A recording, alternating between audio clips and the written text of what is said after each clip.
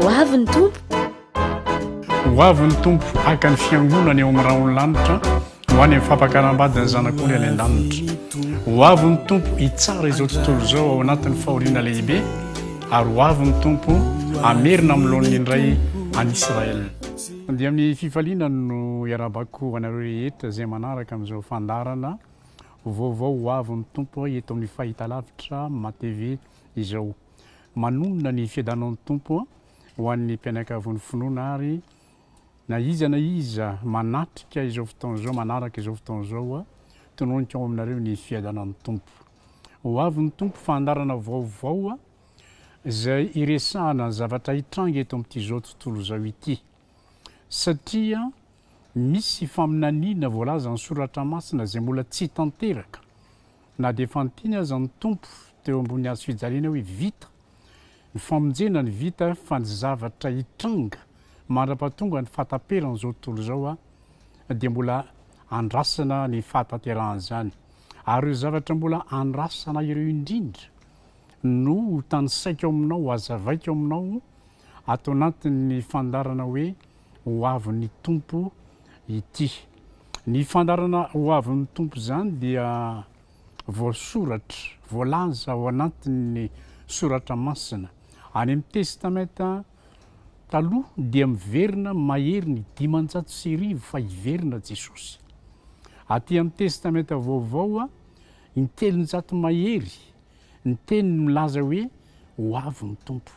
Dikan'izany dia manana anjara toerana lehibe dia lehibe tokoa ity fiverenan'ny tompo na ny fiavian'ny tompo eto ambonin'ny tany ity.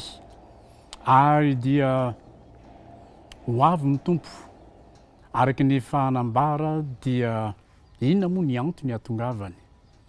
Tsy hanatanteraka ny famonjena intsony fa efa vita ny famonjena fa ho avy ny tompo ho avy Jesosy aka ny fiangonany hiala eto amin'izao tontolo izao ho any amin'ny fampakarambadiny zanak'ondry. Ho avy ny tompo amin'ny fotoana anankiray koa ampiverina n'Israely na hoe ampody ny fanjakan'ny Israely eo amin'ny toerana izay tokony hisy azy. Ary ho avy ny tompo hitsarana n'izao tontolo izao ao anatin'ny antsoina hoe fahoriana lehibe izay mbola tsisy fahoriana tahaka izany hatramin'ny hanorenana n'izao tontolo izao ary tsy hisy intsony. Zavatra telo lehibe no ho ambara sy ho hazavaina aminao zany. Ireo teboka anankitelo lehibe ireo hoe ho avy ny tompo aka ny fiangonany, ho avy Jesosy Kristy tompo na le Mesia amerina n'Israely eo amin'ny toerany ary ho avy ny tompo hitsara izao tontolo izao eto ambonin'ny tany ao anatin'ny fahoriana lehibe. Maro ihany andin-tsoratra masina manambara izany ary tsy azo lavina mihitsy na dia betsaka aza ny olona voalaza ny tenin'Andriamanitra zany milaza hoe aiza izay mikasika ny fiheviny. Hatramin'izao efa 2000 taona izao nanambarany Jesosy Kristy tompo any amin'ny Apokalipsy hoe ino ho avy faingana. Nefa ao anatin'ny 2000 taona mbola tsy tanteraka ihany le hoe ino ho avy faingana. Ny faingana amin'ny tompo moa tsy faingana amintsika fa Andriamanitra manana ny fotoanany izay tsy maintsy ho tanteraka na tian'ny olona na tsy tian'ny olona fa izay voasoratra ny faminaniana rehetra mikasika ny ho avy dia efa ao anatin'ny Baiboly ary ireny no avoakako aminao ao anatin'izao fandarana hoe ho avy ny tompo izao. Misy endrika roa ny fiavian'ny tompo. Ny fiavian'ny tompo voalohany dia izy ho avy aka ny fiangonany aloha hiainga eto ambonin'ny tany makeo amin'ny rahon'ny lanitra, raisiny eo amin'ny rahon'ny lanitra ny fiangonany. Ary ny fiavian'ny faharoa dia izy ho avy hanjaka 1000 taona eto ambonin'ny tany hitondra n'ity izao tontolo izao ity mandritry ny 1000 taona. Izay moa le antsoina hoe millénium mbola hanazavanao mikasika izany Zany hoe amin'ny voalohany dia Jesosy ho avy tsy hidiny eto ambonin'ny tany fa eo amin'ny rahon'ny lanitra ihany izy. Ary rehefa avy eo dia Jesosy ho avy indray hidiny etỳ ambonin'ny tany ary anjaka arivo fotoana eto amin'ity tany ity izy. Mandritra izany rehetra izany eto ambonin'ny tany dia andalo ny fitsaran'Andriamanitra izao tontolo izao amin'ilay hoe fahoriam-be. Fanambarany tenin'Andriamanitra izany fa tsy mbola hisy fahoriana toy izany hatramin'ny hanorenana an'izao tontolo izao ary tsy hisy intsony. 7 taona eo ny fahoriana, mizara roa izy io, mbola ho hazavaiko aminao ihany. Noentin'izay hoe 7 taona voalohany, 3 taona sy tapany voalohany, 3 taona sy tapany faharoa. Fa ao aorian'izany dia ho avy ny tompo amin'ny famantarana lehibe eo amin'ny raha ao an-lanitra. Aorianan'ilay fahoriam-be zany zay vao ho avy ny tompo anjaka arivo taona ety ambonin'ny tany. Ary mbola hisy ady lehibe mialohan'ny fivian'ny tompo eto, anjaka arivo taona, dia ilay antsoina hoe adin'ny Armagedona, mety antsoina hoe 3e guerre mondiale izay fotoana izay. Fa anerana an'izao tontolo izao izany ady izay tranga eto amin'izao tontolo izao, aorianan'ny fialan'ny fiangonana ary mialohan'ny fivian'ny tompo anjaka arivo taona eto amin'izao tontolo izao. Ka amin'izay fotoana izay moa no miditra koa ny tantaran'Israely, hibebaka Israel. Zay ilay nambarako aminao, le hoe hibebaka Israel hanaiky an'i Jesosy Kristy ho Mesia izy. Ilay Mesia izay nolaviny tamin'ny fahatongavany voalohany teraka tany Betlehema dia nolaviny ilay Mesia. Nolaviny tsy io ny mpanjakanay, fa amin'ny fotoana aoriana rehefa iseho amin'ny raha ao an-lanitra ny tompo ho avy amin'ny fanjakana arivo fotoana, hibebaka ny Israely rehetra hozy ny tenin'Andriamanitra, ny jiosy rehetrarehetra hanaiky any Jesosy Kristy ho Mesia. Ka ary aorianan'ny fanjakana arivo fotoana vao tonga ny antsoina hoe fahataperan'izao tontolo izao, na ny fin du monde zany, le faharandro. Zay efa nisy nanambara foana tany aloha tany hoe ho avy ny faharandro. Fa hatramin'izao mbola tsy tonga ny faharandro ary izay indrindra ny tokony ampahafantarina antsika aiza ho aiza eo amin'ny tantarany zanak'olombelona, ny tantaran'ity tany ity, ny fotoana voatenin'Andriamanitra hatongavany izany faharandro izany. Fa arak'izany ambarako aminao zany, aorianan'ny arivo fotoana ny anjakan'i Jesosy Kristy tompo eto ambonin'ny tany vao tonga ny farany, ny fahataperan'izao tontolo izao, na ny fin du monde na ny faharandro izany. Aorianan'ny faharandro dia isy ny antsoina hoe fitsaran'Andriamanitra any an-danitra eo anatrehan'ny seza fiandrianana fotsy lehibe. Io no atao hoe dernier jugement, fitsarana farany io, any an-danitra io fitsarana io.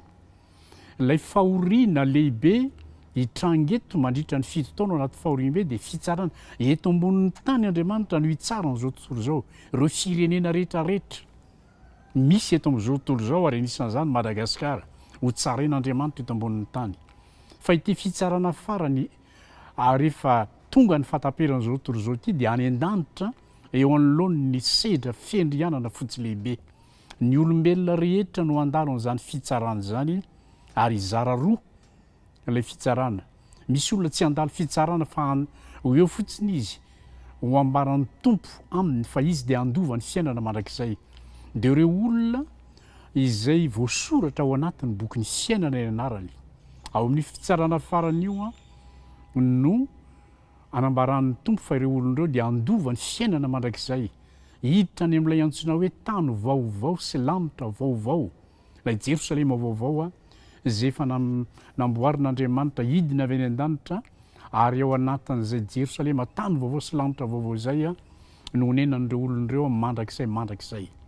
Zay rehetra tsy tafiditra ao anatin'io tany vaovao sy lanitra vaovao indray dia ireo tena toe handalo fitsarana, dia ny anambaran'ny tompo amin'ireo olon'ireo fa ho any amin'ny elo ireo olon'ireo, any amin'ny afo be, any fary afo mirehitra mandrakizay ireo olona zay tsy hita voasoratra ao anatin'ny boky ny fiainana ny an-danitra ny anaran'ireo olona ireo.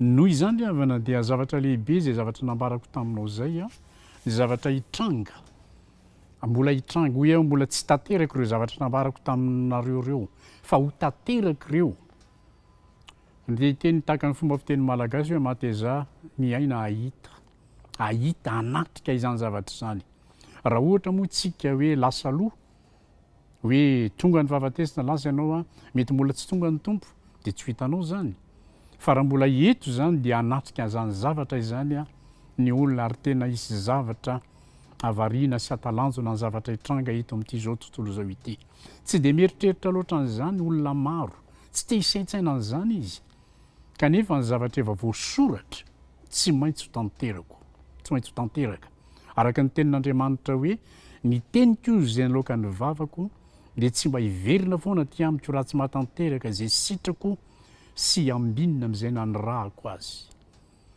zany ny zavatra hitranga eto amin'ity zao tontolo zao ity zay andrasantsika ny fahatanterahany ho avy ny tompo ho iate hoe aka ny fiangonana zay zao ny zavatra lehibe indrindra andrasantsika voalohany indrindra tsy mbola miresaka faharantsika tsy mbola miresaka fahorimbe eto tsy mbola miresaka ny hoe hibebaka Israely eto fa ny fiangonana zay novidiny tamin'ny rany ho avy Jesosy aka azy ireo ao amin'ny filazantsara ny Jaona toko faha-efatra amby folo andiny ny faharoa sy ny fahatelo de misy tenin'Andriamanitra hoe andeha hanamboatra fitoerana ho anareo aho de ho avy indray ka aka anareo any amiko ka any am'izay misy aho no hisy anareo zay le teny fampanantenana ny tompo midika zany fa ho avy ny tompo izy lasa niakatra any an-danitra iny de nandeha nanamboatra fitoerana ho aso ho anao raha mba pino anao zanak'Andriamanitra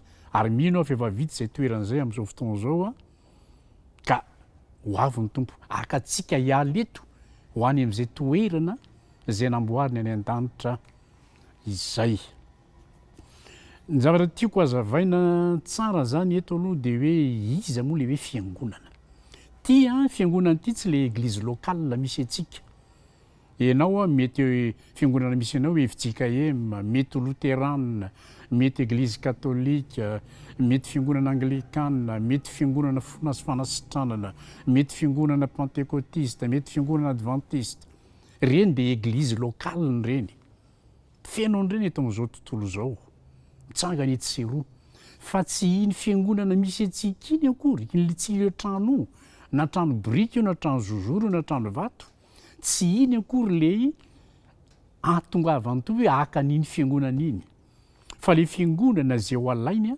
dia ny mpino ao anatin'ny fiangonana ao anatin'ny église locale ao misy olona zay nitoriana ny filazantsara tao misy olona zay nanolotra ny fony sy ny fiainana ho an' Jesosy tao misy olona ny bebaka ny fahotany tao misy olona ny aiky ny mampanotazo tao de nino an' Jesosy izy de nanolotra ny fony sy ny fiainana ho an' Jesosy zay olona zay no antsoina hoe olona nateraka indray araka ny Jaona toko fahatelo andinin'ny fahatelo hoe raha tsy ateraka indray ny olona de tsy mahazo mahita ny fanjakan'Andriamanitra izy tsy tonga ny an-danitra mihitsy ny olona rehetra zay tsy nateraka indray fa lay fiangonana zay ho raisin'i Jesosy eo amin'ny raha onylanitra amin'ny andro eviny dia mpanota zay ny bebaka satria ny olombelona rehetra nanomboka tany edena de mpanota avokoa teto ambonin'ny tany olona iray zay nandalo teto ambonin'ny tany a iray ihany ny tsy nanota de Jesosy Kristy ny tsy nanota fa sisan'izay de mpanota avokoa ny olombelona rehetra ary ireo mpanota ireo nahatongavan'i Jesosy 2 taona lasa zay araka ilay teny zay fantatsika loatra ny Jaona toko fahatelo andin'ny fahaenina amby folo hoe fa toy izao no nitiavan'Andriamanitra izao tontolo zao nomeny ny zanan'ilay tokana mba tsy ho very zay rehetra mino azy fa hanana ny fiainana mandrakizay zay rehetra mino azy tsisy avakavaka mihitsy ny olombelona rehetra na mainty na fotsy na mavo na mena na manan-karena na antonontono na mantry hoe tsy mananinninina tian'Andriamanitra ho vonjena ny olombelona rehetra na inona fivavahana mety solamo mety boudiste izy mety tsy manana toko-pivavahana izy fa izay ny sitrapon'Andriamanitra hoe tsy sitrak'Andriamanitra ho very ny olombelona rehetra fa tia no tonga amin'ny fibebahana ny olona rehetra mba ho vonjena. Tsy misy avakavaka satria Andriamanitra dia Andriamanitra fitiavana, tia ny olona rehetra ho vonjena Andriamanitra. Tsy hoe ny kristianina ihany ny tia ho vonjena, fa ny kristianina koa dia mpanota izay nibebaka dia nandray ny famonjena izy. Fa ohatra ny kristianina ianao taloha izay mbola tsy tao amin'ny tompo nefa mivavaka tsy mibebaka, tsy misy fanamasina, tsy nandray an' Jesosy. Fa zao tian'Andriamanitra ho vonjentsika rehefa mino ny anaran'i Jesosy. Fa hozy ny tenin'Andriamanitra izay ao amin'ny filazantsalohanjaonina toko fa 12 izay manambara hoe zay rehetra nandray azy dia nomena hery ho tonga zanak'Andriamanitra. Dia ireo izay tsy nateraky ny nofo aman-drana, ny sitrapon'ny nofo na ny sitrapon'ny olona, fa nateraka Andriamanitra. Izay olona nateraka Andriamanitra izay ihany no miditra ny lanitra, izay no andova ny fiainana mandrakizay. Izay olona izay ihany no raisin'i Jesosy eo amin'ny rano lanitra amin'ny andro eviny. Izay le hoe nateraka indray, nateraka Andriamanitra.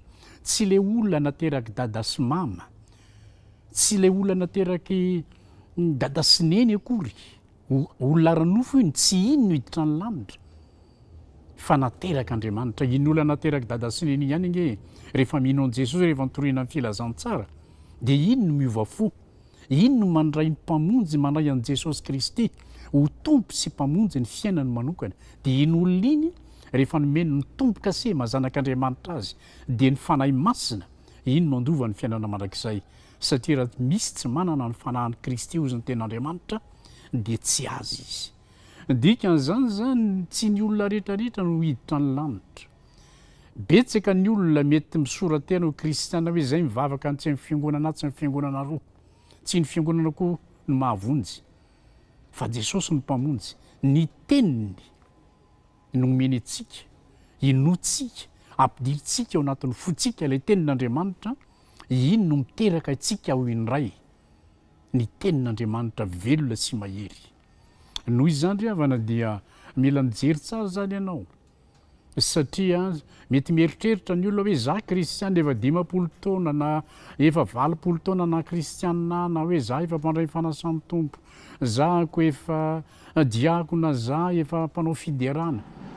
Mety milaza zavatra betsaka isika, manamary tena hoe izao fa ny tompo tsy azonao anafenana hoe iza moa ianao. Fantany ianao, fantatro ny aho ozy, fantatro ny ondriko ozy. Noho izany dia mila mijery tsara zany hoe isan'le fiangonan'Andriamanitra ve ianao. Inona moa le fiangonan'Andriamanitra? Amin'ny teny frantsay hoe la véritable église, ny tena fiangonana marina. Satria iresaka aminao fa misy fiangonana sandoka mitsangana eto amin'izao tontolo izao ao anatin'ny fahoriana, fiangonana sandoka. Fa afy io fiangonana sandoka io, fa le tena hoe la véritable église, le tena fiangonana novidiny tamin'ny rany, zay le atao hoe véritable église, le tena fiangonana marina zay fiangonana zay. Zay no hitsehanan'i Jesosy eny amin'ny rano lanitra amin'ny andro iaviny. Ka io fiangonana io no apetrako tsara aminao. Arak'ilay tenin'Andriamanitra nambarako taminao teo moa le hoe Jaona toko voalohany le izy andininy 12 sy ny 13 le hoe zay rehetra nandray azy dia nomena hery ho tonga zanak'Andriamanitra, izay mino ny anarany.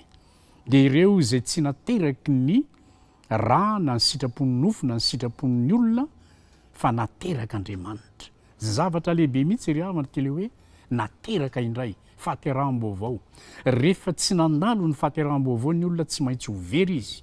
Ndray andro any ary ilaza amin'ny tompy tsy fantatro ianao navitaiza navitaiza. Ka noho izany dia mila atao azo antoka tsara ry havana zany hoe nateraka indray ianao.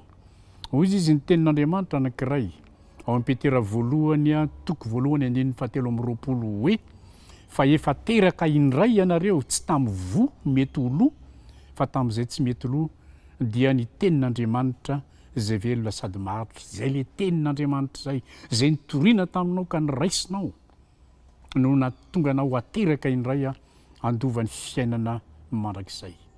Dia eto no amaranako nyity tapany voalohany fanazavana voalohany ity, isaorako anao naharaka tsara ny zavatra tiana ambara ny amin'ny zavatra ho avy zay ho resahako aminao eto ary ho tohizako ndray a amin'ny fotoana manaraka ny toy an'izay fanambarana izay hivavaka isika. Misaotra anao ry Tomandriamanitra rainay izay any an-danitra tamin'ny teny izay no azavaina teto amin'izao fanombohan'ny fandarana ho avin'ny tompo izao. Ny fanahy masina ny hitari-dalana izay voalaza azy voambara teo voninahitra ianaranao amin'ny anaran'i Jesosy Kristy Tompo. Amen.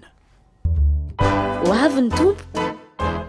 Ho avin'ny tompo haka ny fiangonana eo amin'ny raha ony lanitra ho any amin'ny fampakaram-badiny zanak'ony any an-danitra. Ho avin'ny tompo hitsara izao tontolo izao ao anatin'ny fahoriana lehibe ary ho avin'ny tompo amerina amin'ny laon'ny indray any Israel. Ho avin'ny tompo fandaharana atolotry pasteur Sylvain Rahervahatrainy arahinao eto amin'ny fahitalavitra MATV isaky ny alahady amin'ny 10 sasany maraina sy ny alarobia amin'ny 9 latsaka fahifany ariva. Ho avin'ny tompo.